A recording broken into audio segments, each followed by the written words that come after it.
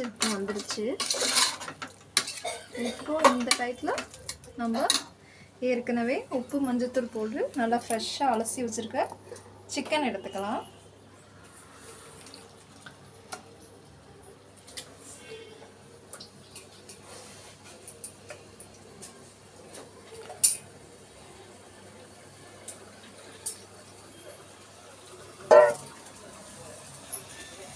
நல்லா இந்த கிரேவி வந்து கறியில் இறங்குற மாதிரி நல்லா பரட்டி வரும்.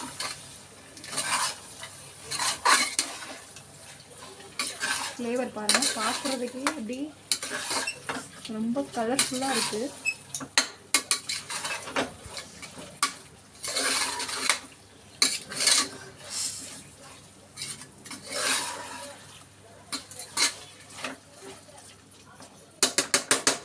ஒரு 5 நிமிஷம் இருக்கட்டும் நல்லா.